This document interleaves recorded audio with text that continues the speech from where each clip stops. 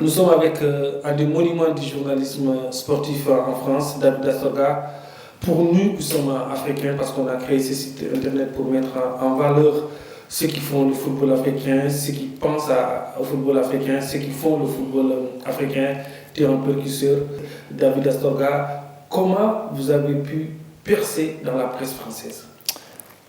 Déjà, merci de m'accueillir sur votre plateau. C'est un honneur pour moi qu'une personnalité du football africain et des médias africains comme Lassana Camara m'honore de ses mots et m'invite sur son média. Ça, franchement, j'y tiens. Percer dans la presse française.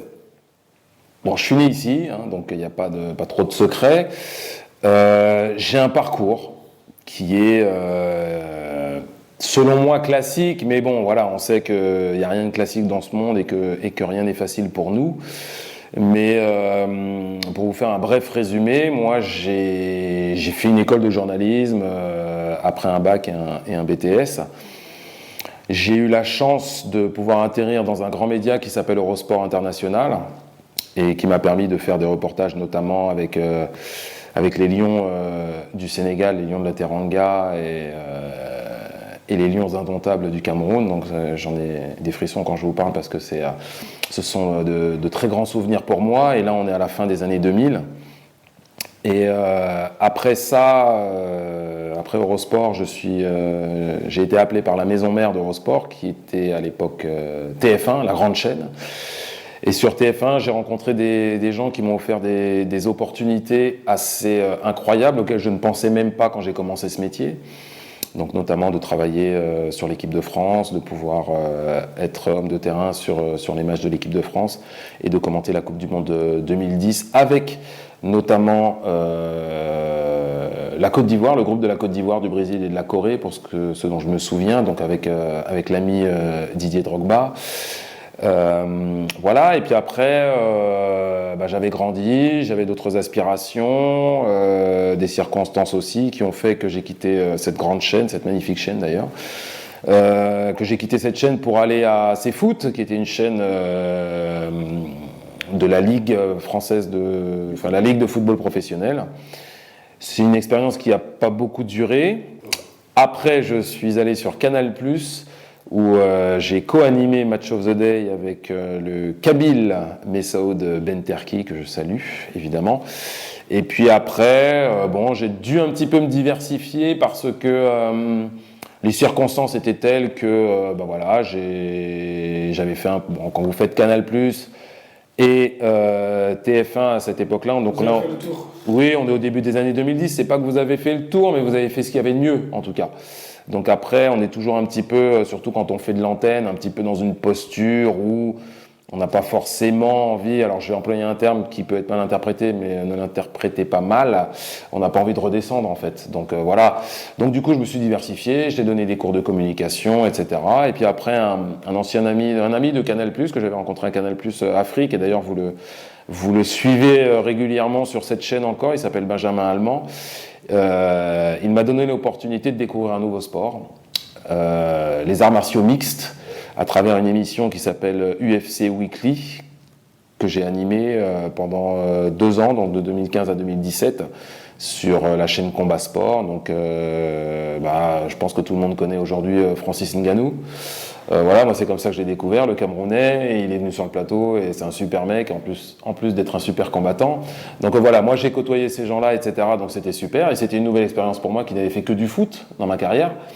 Donc voilà, après il y a eu cette expérience au Maroc, j'imagine qu'on aura l'occasion d'y revenir, mais vous dire comment j'ai percé, moi j'ai cette chance d'avoir, entre guillemets, gravi les échelons de manière assez naturelle, c'est-à-dire que à Eurosport, j'étais dans un environnement international, donc il y avait de tout, des Anglais, des Français, des Allemands, des Espagnols, donc on parlait un petit peu toutes les langues, évidemment, surtout l'anglais et le français, mais j'ai baigné dans un environnement comme ça. Voilà, à TF1. Mais Canal, le fait de venir à TF1, être sur le terrain avec le match de l'équipe de France, être à Téléfoot à cette époque-là, c'était autre chose. Oui, C'était pas là la consécration de la carrière. On va dire que c'est le climax, au moins pour les gens qui regardaient. Il y a eu Naïsna, etc. Donc voilà, mais on m'en parle encore aujourd'hui, évidemment. On parle de Maradona aussi. Mais oui, c'était le climax de ma carrière. Et je tiens à dire ça, c'est très important. Ça peut vous paraître bête, mais à TF1, je n'ai jamais ressenti que j'étais noir. Parce qu'en fait, j'étais entouré de gens qui fonctionnaient au mérite et à la valeur travail. Moi, il se trouve que j'avais des contacts avec certains joueurs de l'équipe de France, que ça a arrangé TF1 à un moment, que c'était simple parce que j'étais dans une succursale de TF1, Eurosport, donc ils m'ont fait venir. Tout ça, c'est très naturel. Alors après, oui, je ne suis pas complètement fou non plus, on était dans un contexte... Ça correspond aussi au moment où Harry Roselmack arrive au JT de TF1. Donc, on est dans ce contexte-là. Mais moi, j'ai été engagé un petit peu avant. Donc, alors après, peut-être que tout était prémédité, je ne sais pas, le grand complot, peut-être. Mais en tout cas, ce que je peux vous assurer, c'est que moi, je n'ai jamais ressenti la question noire quelque part, le fait d'être noir à TF1. Jamais, jamais, jamais. Et vous voyez, encore aujourd'hui, mes meilleurs amis, ce sont des gens de TF1. Et ce ne sont pas des relations fausses. Moi, ça fait 10 ans que j'ai quitté TF1. Je veux dire, si ces gens-là n'avaient pas été honnêtes, je pense que je m'en serais aperçu au bout d'un moment. Et que quand j'étais un petit peu moins en avant, ils auraient pu me lâcher aussi. La vérité, c'est qu'ils sont toujours là. Une personne comme Eric Enzo, vous parlez souvent de lui dans vos différents interviews, a fait dans votre carrière. C'est votre mentor ? J'ai déjà employé cette expression de mentor, vous êtes bien documenté. Oui, Eric Enzo, c'est quelqu'un qui est très brillant, ça c'est la première des choses, qui a déjà fait beaucoup de choses dans ce métier. Aujourd'hui, il est à la tête d'une société de production florissante. Et effectivement, Eric est celui qui m'a fait venir à TF1, qui m'a fait venir aussi à CFoot, et qui a toujours été présent pour moi. Et c'est vrai qu'après l'expérience marocaine, j'avais besoin de revenir dans l'Hexagone et que la première personne à laquelle j'ai pensé, c'est lui. Et aujourd'hui, on travaille ensemble et voilà, donc l'histoire continue. Et j'espère qu'elle continuera longtemps, Inch'Allah. On parle du Maroc, un pays qui avance dans le football africain en termes de structure. Le Maroc n'a rien à envier à beaucoup de pays en Europe. Bien sûr. En termes d'ambiance, les matchs Raza de Casablanca, Wydad de Casablanca, vous avez vécu ça. Ouais. Vous pouvez nous en parler un peu de ce football marocain? Moi, je suis arrivé au Maroc en début 2018. Je ne connaissais du Maroc que... alors, je connaissais 2 villes, Rabat, où j'étais allé avec des footballeurs d'ailleurs pour une petite fête, et Marrakech, en touriste. Et je débarque à Casablanca, la capitale économique du pays, et je découvre le derby, puisque c'est comme ça qu'on l'appelle là-bas, c'est le derby, entre le Raja, les Verts, et le Wydad, les Rouges. Moi, j'ai fait des Coupes du Monde, des Euros, la Ligue des Champions, des matchs de Liga, Bundesliga, Serie A, Ligue 1. Je n'ai jamais vu ce que j'ai vu à Casablanca, c'est-à-dire une ferveur extraordinaire, sans faille. Les gens au Maroc vivent pour le Raja ou pour le Wydad. Alors vous avez des gens qui habitent à Meknès, à Tanger, à Agadir, où vous voulez. Alors ils ont leur club de proximité, mais ils sont soit verts, soit rouge. Ça, il faut le savoir. Au Maroc, vous ne pouvez pas être neutre. Vous êtes soit vert, soit rouge. Pourquoi ? Parce que vos parents, vos grands-parents, l'histoire de votre famille fait que vous êtes vert ou que vous êtes rouge. Et ce n'est pas quelque chose que vous choisissez, c'est comme ça. C'est inné. Vous êtes vert ou vous êtes rouge. Extraordinaire. Et en plus, au Maroc, on a un président de fédération qui est puissant. Fazil Harza. J'ai l'impression qu'il vit pour le football. Quand on voit le plan Marshall qu'il a mis en place, le football féminin, et ça, tous les jours, on a l'impression que la révolution est permanente pour le football marocain. Oui, parce que c'est un... Après, il faut savoir une chose, c'est que le Maroc ne regarde pas vers l'Afrique, même s'il est en Afrique. Le Maroc regarde vers l'Europe. Les relations qu'on connaît, etc., etc. Fouzi Lekcha, c'est aussi le ministre du budget. Il faut le savoir. Donc c'est une pointure. On ne va pas se mentir, c'est une pointure. D'accord ? Donc, il a une vision, forcément, de ce qui est bon pour son pays et de ce qui est bon pour développer le football marocain. Donc alors en France on dirait c'est un énarque ou quoi ou qu'est-ce, donc ce qui voudrait dire que c'est quelqu'un qui a la capacité de réfléchir et d'enclencher des grands projets, etc., parce qu'il a appris à le faire, etc., mais c'est aussi un passionné de foot.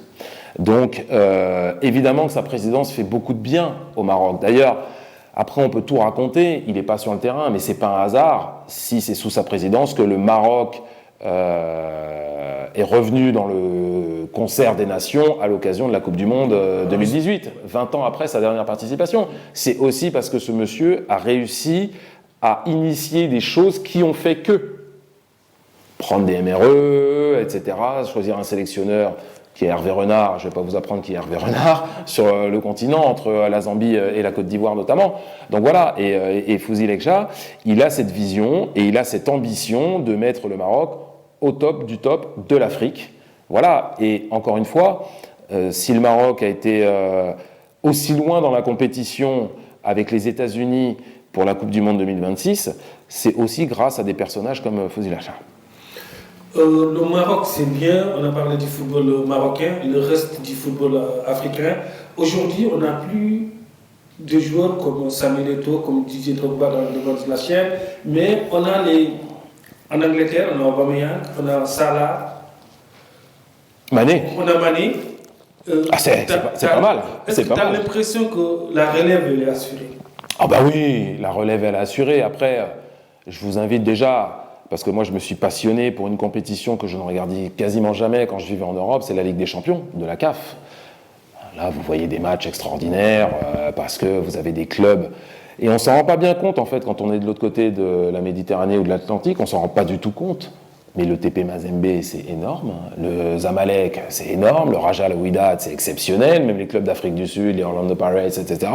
Ce sont des grands clubs. Il ne faut pas se mentir. Ce sont des grands clubs avec des structures, avec de l'argent, parce que c'est quand même le nerf de la guerre, et avec des joueurs qui sont capables d'évoluer dans les championnats européens, puisque c'est un petit peu la référence, les talons, etc. Je vais vous dire que, pour moi, la relève, elle est assurée par les joueurs dont on parle en ce moment. C'est simple. Le championnat le plus regardé au monde, c'est l'Angleterre. Qui fait la pluie et le beau temps en Angleterre? Alors, vous avez parlé des clubs, Manchester City, Liverpool, etc. D'accord. Qui joue dans ces clubs? Les Africains. Un Sénégalais, Sadio Mané. Un Égyptien, Mohamed Salah. Un Gabonais, Pierre-Emerick Aubameyang, qui vient de signer, et c'est important. Il y a Riyad Mahrez aussi, qui est champion d'Afrique, etc. C'est important de parler d'Aubameyang, pas seulement parce que je connais son papa, que je salue au passage, Pierre, qui est un super joueur. Pierre-Emerick Aubameyang, il faut savoir aujourd'hui que ce garçon à Arsenal, qui est un club d'envergure, un club très riche, il touche un salaire de galactique. Je ne vais pas donner le montant, mais cherchez sur Internet, il touche un salaire de galactique. Pourquoi? Ça veut dire que le club considère que Pierre-Emerick Aubameyang, c'est son Messi. C'est le joueur qui est la pierre angulaire de ce que doit être Arsenal dans les 3-4 années qui viennent. Il faut rappeler que Pierre-Emerick Aubameyang a 33 ans quand même. Qui était pressenti pour être Ballon d'Or l'année dernière? Sadio Mané, Mohamed Salah. Donc voilà, la relève elle est là. Après, vous avez... Ce qu'il faut voir aujourd'hui, c'est qu'on a des joueurs qui sont peut-être un peu moins stars que ce qu'on a eu avec Samuel Eto'o, qui est une immense star. Moi, je connais un petit peu Samuel et voilà, je le salue à cette occasion parce que c'est un joueur fabuleux. Mais c'est une restar. Samuel Eto'o, c'est une restar. Et Didier, avec qui j'ai eu la chance de... je ne vais pas dire jouer, mais on a joué ensemble, voilà. Mais Didier, c'est une immense star. Moi, j'ai fait le jubilé de Georges Weah à Marseille et j'étais dans la route Didier. Allez vous promener à Marseille avec Didier Drogba. Ouais, vous ne pouvez pas marcher, vous ne pouvez pas faire 100 mètres, c'est pas possible. Et c'est exceptionnel. Et c'est une légende à Chelsea, qui est quand même pas le dernier club venu. Chelsea, c'est la Ligue des Champions, c'est un gros club londonien, etc., etc. Donc, tous ces joueurs-là qui sont dans le championnat le plus médiatisé au monde, ce sont les stars de ce championnat. Si je vous demande la Sana, qui sont les stars du championnat? Vous allez me dire Van Dijk, ok? Les joueurs africains. Ben voilà, donc la relève. Africains qui font le championnat. Donc la relève, elle est là. En parlant de stars à Marseille, nous avons perdu un monument cette année, Pape Diouf. qui est décédé, une des références dans le métier du journalisme et aussi un président de club. C'est la référence du journalisme noir. Qu'est-ce que Pape Diouf a apporté pour vous dans votre carrière? Moi, j'ai eu la chance de rencontrer Pape Diouf à plusieurs reprises et c'est vrai que j'étais admiratif de son parcours parce que c'est quand même le monsieur qui a débroussaillé le terrain pour nous, hein, très, très clairement. Il était à la Marseillaise, qui était un journal communiste à l'époque, bon, voilà. Et après, il a été agent des plus grands joueurs. Et quand vous écoutez Marcel Desailly qui en parle, franchement, ça donne des frissons. C'est-à-dire que Pape Diouf l'a quand même beaucoup aidé, même si Marcel avait son talent, mais Pape Diouf, c'était Pape, quoi. Voilà, donc, non, Pape Diouf, c'est juste un monument. Et surtout, il a fait quelque chose, et il est le seul à l'avoir fait aujourd'hui, c'est qu'il était président du plus grand club de France, c'est-à-dire l'Olympique de Marseille. Et ça, vous pouvez raconter ce que vous voulez, ça place le mec, quoi. On rappelle le contexte, hein, c'était au début des années 2010. Pape Diouf, qui est un ancien journaliste devenu agent, se retrouve président de l'Olympique de Marseille. Mais c'est juste énorme. Et c'est pas un président qui a été mis là parce qu'à un moment le club était dans la pagaille, etc. C'est M. Robert Louis Dreyfus qui dit le président ce sera Pape Diouf.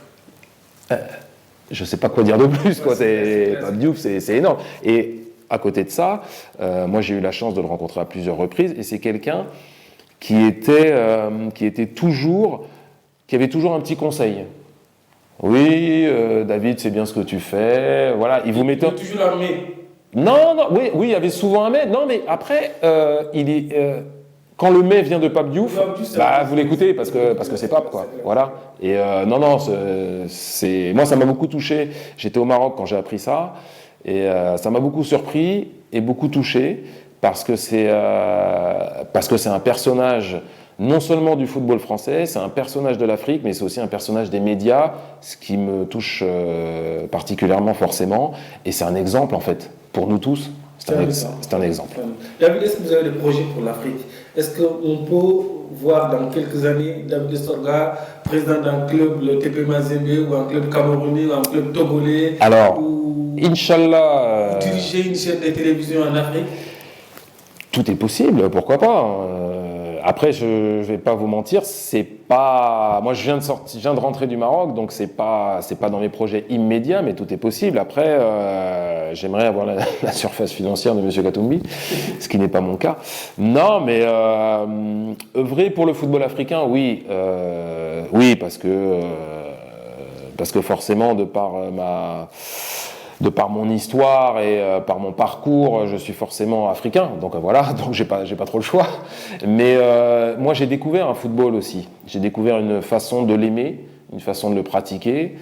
Voilà, ce que j'ai vu en tout cas, c'est que tout va dans le bon sens, puisqu'on a une confédération africaine de football qui essaye, mais c'est difficile. Mais je sais que c'est difficile, et c'est pour ça que le média pour lequel je travaillais, quand il fallait taper sur la CAF, on tapait sur la CAF, mais mine de rien, quand on regarde les choses froidement et qu'on sait d'où vient la CAF, aujourd'hui ils essayent de faire un travail remarquable, ils essayent de se professionnaliser au maximum, etc. etc. Après, quand vous avez des finales de Ligue des Champions qui se déroulent comme la dernière entre le Wydad et le ST,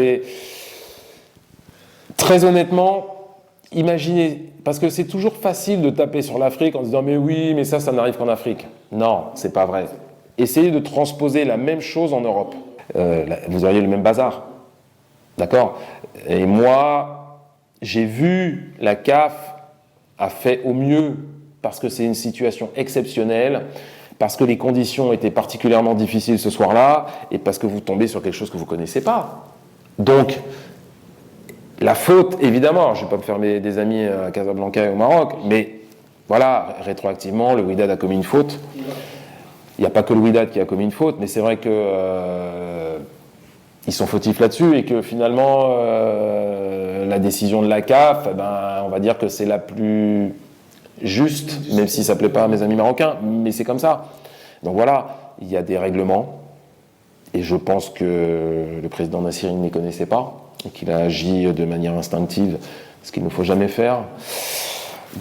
Donc voilà, mais moi ce que j'observe sur le football africain, c'est que évidemment ça va dans le bon sens, que les clubs se structurent. Moi j'ai été très près du Wydad et du Raja, et je sais aussi ce qui se passe en coulisses. Quand vous regardez un petit peu le Raja, par exemple ce qu'ils font sur le digital, c'est exceptionnel. Mais la Sana, pensez il y a 10 ans.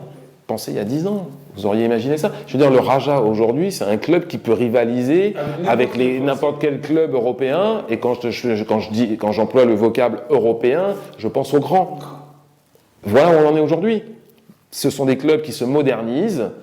Et tout ça, ça va. Parce qu'un club comme le Raja qui va qui est dans l'air du temps, la digitalisation, etc., et qui a des résultats par ailleurs, parce qu'ils ont gagné la Coupe de la Confédération il n'y a pas très longtemps, ça entraîne les autres, tout simplement, parce que l'exemple vient d'en haut. Quand vous avez un club comme ça qui est au top du continent et qui montre l'exemple sur la modernisation, sur la formation aussi, parce que c'est important, et je considère qu'il est important que la formation africaine reste la maîtrise des Africains, c'est important, ce club-là, il donne l'exemple à d'autres. Je ne suis ni Rajaoui, ni Wydadi. Mais voilà, j'ai pu observer que ce club-là fonctionnait très bien là-dessus. Pour conclure, si tu as des conseils à donner à un journaliste africain qui vient d'Afrique, qui vient de Dakar ou Abidjan, qui vient en France, qui termine ses études, qui est à la fac, qui veut devenir un David Astorga. Alors déjà, devenir David Astorga, ça ne doit pas être une ambition. Comme je vais paraphraser Karine Guioc qui présente le journal télévisé sur M6, nous ne sommes pas des exemples, nous ne sommes pas des porte-drapeaux, etc. C'est trop lourd pour nous. On n'a pas les épaules. Voilà. On est des parcours possibles. Voilà. Si nous on l'a fait, vous pouvez le faire. Après, on a tous eu à un moment, comme tout un chacun, un petit coup de pouce par-ci, un petit coup de pouce par-là, une petite passe D, comme on dit dans le jargon. Mais aujourd'hui, on est dans un monde qui est globalisé. Tout peut aller très vite. Il y a une chose qui est sûre, c'est que si vous travaillez et que vous êtes bon, à un moment, l'opportunité, elle sera devant vous. C'est pas plus compliqué que ça. Je sais très bien que des fois c'est difficile. J'ai vécu ça aussi. Des fois on perd confiance, c'est normal. Ça fait partie du parcours un petit peu du combattant. Donc on a tendance à baisser les bras et voilà. Mais si on a cette ambition, je vais pas parler de rêve parce que un boulot ça reste un boulot, on va pas se mentir. Si on a cette ambition, cette envie, il faut la garder parce que si vous faites autre chose, sans avoir essayé ce qui vous tenait à cœur, vous le regretterez toute votre vie. Donc il faut aller au bout des choses, ça c'est très important, faire le maximum pour atteindre ses objectifs, jamais lâcher, et il faut pousser les portes. Parce que personne ne vous attend. Personne ne m'attendait. Personne ne vous attend. Ça, il faut le savoir. Des candidats, il y en a des millions. Ils sont tous mieux que vous, plus clairs, plus machin. C'est pas un problème. Il faut avoir confiance en vous, vous concentrer sur vous, ce que vous faites, ce que vous savez bien faire. C'est un peu comme les sportifs finalement. Un joueur qui n'a pas de pied gauche, au début, il ne va pas jouer sur son pied gauche. Il va jouer sur son pied droit. Et il va pousser sur son pied droit. Et puis quand il sera installé, il aura le temps, il va travailler son pied gauche. C'est comme ça que ça se passe. Donc voilà, il faut croire en soi. Et il ne faut surtout pas se dévaloriser par rapport aux autres. Et surtout, il ne faut pas se mettre de barrières. Il y en a suffisamment. Donc ne vous mettez pas de barrières. Croyez en vous. Soyez forts et Inch'Allah, les choses arriveront.